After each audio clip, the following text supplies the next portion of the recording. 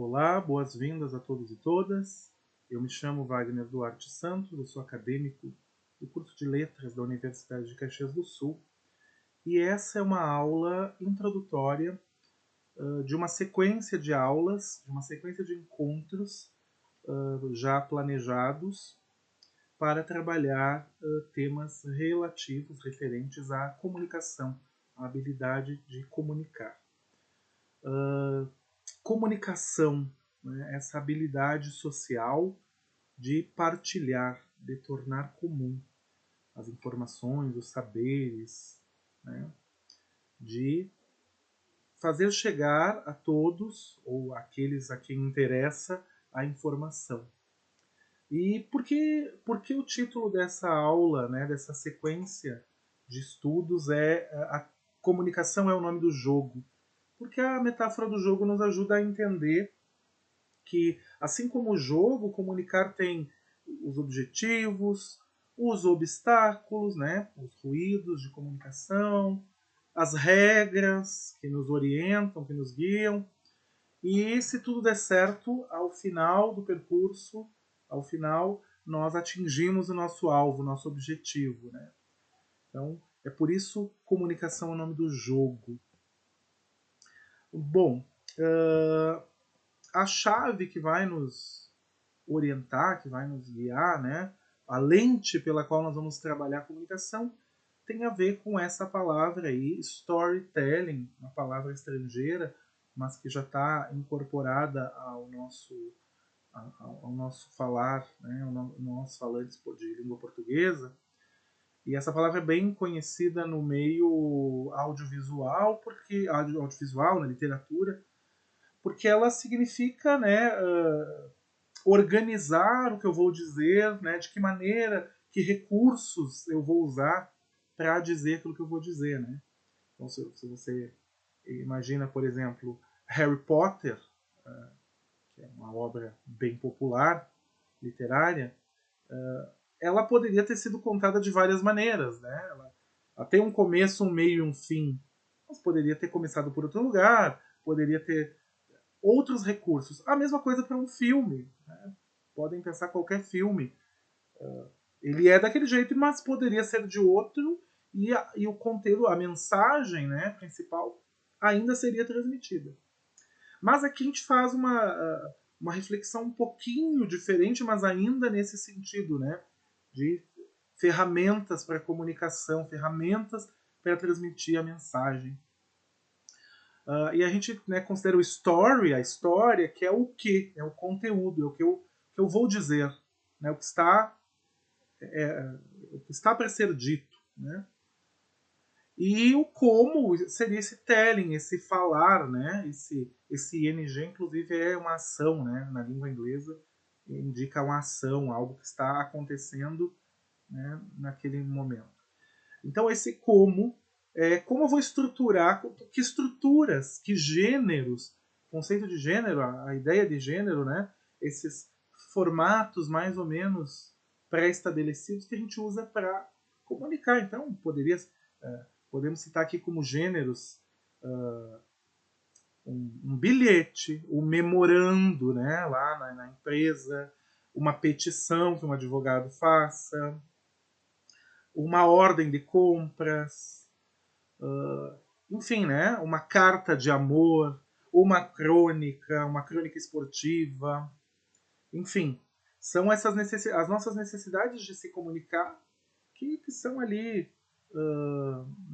mais ou menos padronizadas e a gente vai comunicando, né? Então, o storytelling é nesse sentido, é de entender que ferramentas, né? Ou melhor, de entender como as ferramentas que nós temos podem ser usadas, né? As palavras, os sinônimos, os antônimos. Então, as palavras que se parecem, que comunicam mais ou menos a mesma ideia, ou aquelas que comunicam justamente a ideia contrária. Esses fundamentos nos ajudam a construir as nossas mensagens, a construir, dentro das nossas intenções, dos nossos propósitos de comunicação, a comunicar, a expressar, não é? A gramática, né? esse conjunto de princípios que a gente pode se orientar também para construir de uma maneira assertiva aquilo que nós queremos expressar dentro de um contexto, né? Principalmente aqui a gramática no sentido quando a gente vai escrever a palavra escrita, e também os elementos não verbais, aquilo que não é a palavra escrita nem falada, é um símbolo, é uma cor, é uma textura, enfim, uma forma, né? Que pode e nos ajuda, né? Depois tem exemplo disso. Aqui, o reverendo Martin Luther King era um ativista pelos direitos humanos, pelos direitos civis das pessoas negras nos Estados Unidos. Ele tem esse famoso discurso dele, que é o Eu Tenho um Sonho, né? Ele era norte-americano, estadunidense, ele disse I have a dream, falante de língua inglesa. E aí a gente pode pensar, né, fazer uma reflexão. Se no lugar de I have a dream, eu tenho um sonho, ele tivesse, eu tenho uma ideia, eu tenho um plano, um desejo, um objetivo. Todas essas palavras caberiam ali, né? Mas expressariam o que ele quis dizer, a intenção dele, de maneiras diferentes. Então, eu posso pensar que ele usou sonho, porque sonho é muito mais inspirador, é muito mais tocante usar sonho do que plano. Plano é uma coisa mais racional, mais fria, né? Objetivo, poderia usar qualquer uma dessas palavras, mas ele usa sonho, porque sonho tem todo um significado, né, pessoal? Sonho é inspirador, nos leva a querer lutar pelo sonho. Não que a ideia, o plano, o desejo, o objetivo não inspirem algum tipo de ação, mas sonho, talvez o Martin Luther King achou que era a melhor palavra. E de fato esse discurso é um discurso que até hoje ele é citado, nós estamos falando sobre ele, né? Então é uma escolha que ele fez aqui que ajudou a expressar a ideia dele muito nobre de direitos civis. Que ele lutou, inclusive morreu em razão disso, foi assassinado no contexto da luta por direitos civis. Então, o léxico, né, as palavras, quando bem escolhidas, vão ser assertivas. Todo mundo escolhe as palavras. Se eu tenho que fazer um pedido para minha mãe, para o meu pai, para um amigo, eu vou escolher as palavras que isso, às vezes eu nem vou racionalizar isso, né? Não vou ficar pensando muito, mas no meu falar, na minha ação de me comunicar, eu vou escolhendo as palavras certas, né? Ou pelo menos não vou escolhendo as palavras erradas, né? Para aquela situação comunicativa. Então imagine que eu tenho que escrever ou falar com alguém e expressar meus sentimentos, meus pêsames por uma situação de luto, de perda dessa pessoa. Então, que é uma situação super delicada, né? Ou um pedido de desculpas, né? Ou um bilhete de amor, né? Para um crush, para né? Um namorico. Então, como é que eu vou? Que palavras eu vou escolher? Os elementos que estão disponíveis, lembrando que essa é uma introdução, né? Depois todos esses temas serão aprofundados. Os elementos que nós temos para nos comunicar, para nos expressar, para as diversas linguagens, são além da palavra escrita ou falada, né? Nós temos elementos aí que são não verbais. Então, alguns exemplos estão aí na tela, né?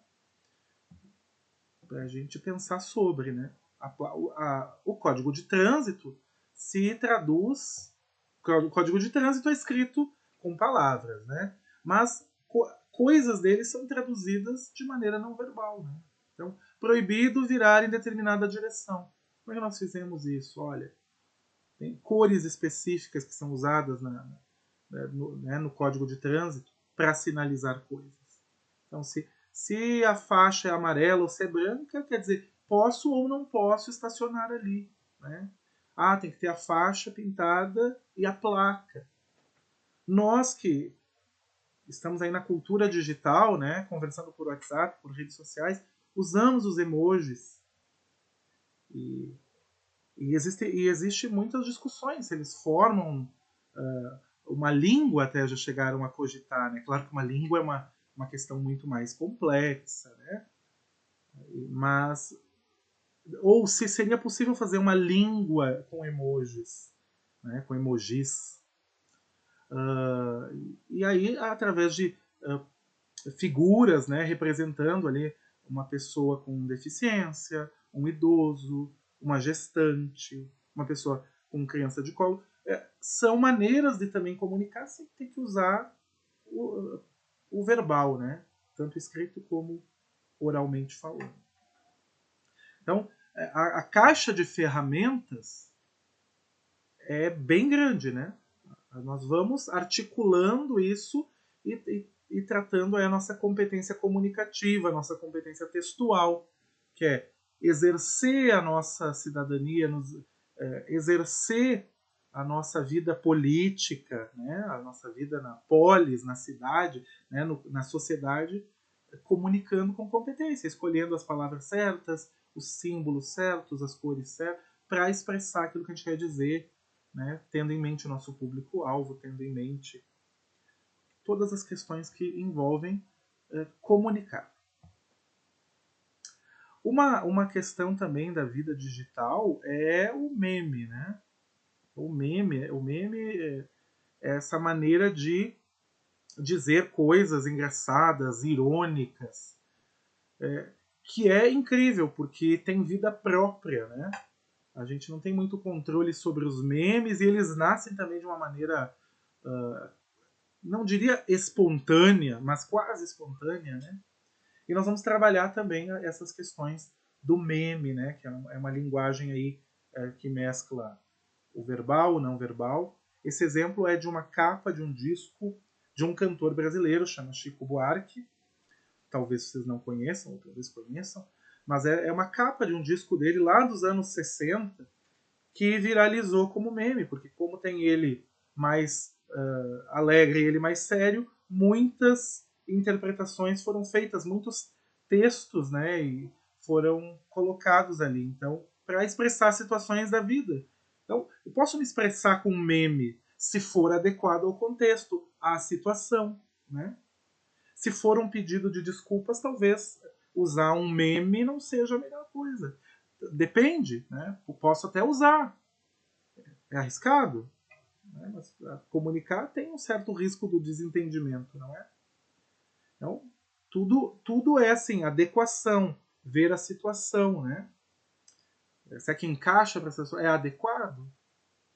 Sim, não, vou refletir, né? Eu devo refletir enquanto comunico. Assim como escolho a palavra certa, eu vou escolher, se for o caso, o meme certo, né, para fazer isso. E aí nós atingimos, vamos atingir o grande componente que é a textualidade. Né?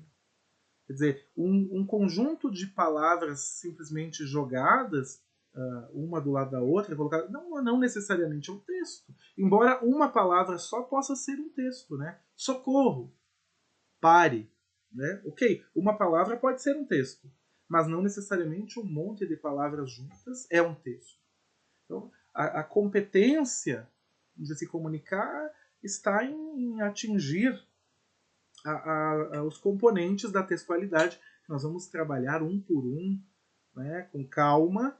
Lembrando que este momento é uma introdução para uma sequência de aulas. Nós vamos trabalhar a questão da textualidade. São 7 elementos, né, que compõem a textualidade. Os mais famosos, né, a gente sempre assim, ouve falar deles por aí, a coesão e a coerência. Né?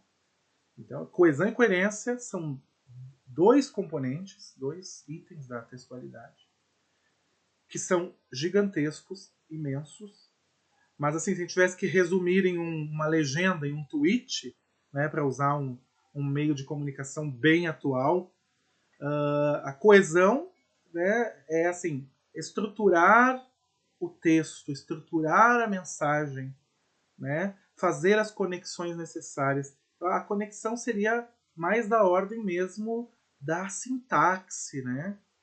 De organizar esse texto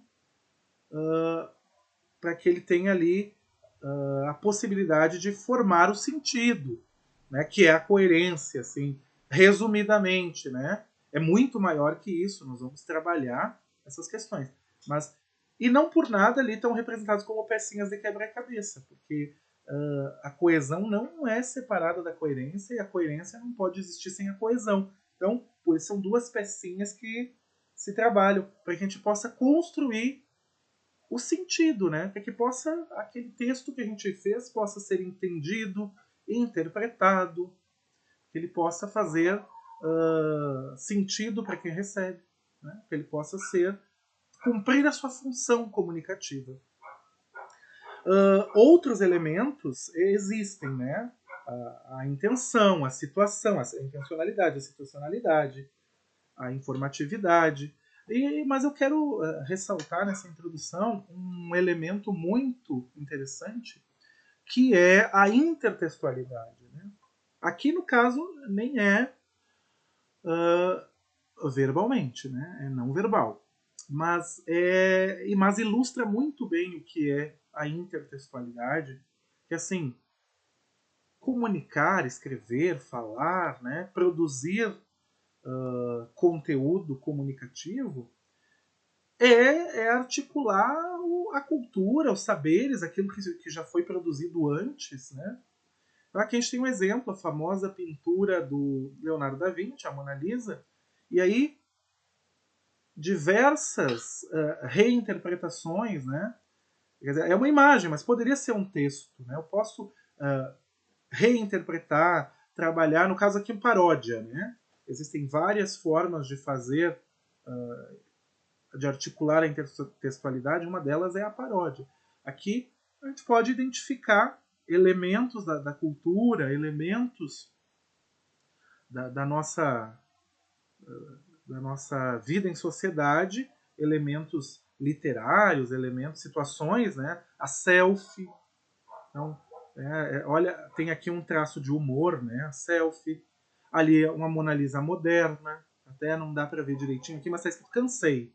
E aí a Mona Lisa cortou o cabelo, né? Tá maquiada. Tem ali uma mistura da Mona Lisa com a Branca de Neve.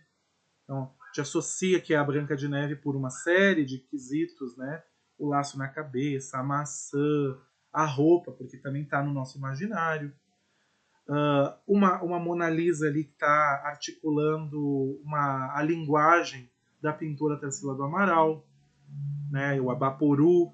Então a gente vê pelos traços que isso é que está colocado ali. Né? Poderia ser um texto oral, escrito, né? Aqui no caso são imagens, mas comunicar, a caixa de ferramentas da comunicação nos oferece diversas ferramentas, né? Diversas possibilidades. O importante é que a gente comunique bem. Né? E o que é comunicar bem? É atingir o objetivo. Né? A gente aprende a se comunicar para que a nossa vida em sociedade, a gente possa exercer a nossa cidadania, a gente possa viver e conviver, né? E produzir sentido, significado, certo? Então, essa é uma aula introdutória, até porque nós temos pouco tempo aqui, mas esses temas todos serão destrinchados, serão trabalhados, né? Então, eu agradeço a atenção de todos e todas, fico à disposição para perguntas, para questionamentos. Né? Uma introdução de 15 minutos, um pouquinho mais que 15 minutos, não é tão fácil expor todos esses temas, mas acredito que a gente conseguiu aqui dizer, não, o que vamos trabalhar nessa sequência aqui de aprendizados, né? Comunicação é o nome do jogo. E aí, então, o que compõe tudo isso? Eu agradeço a atenção de todos e todas e temos aí bastante coisas para aprender e trabalhar. Até mais ver. Muito obrigado.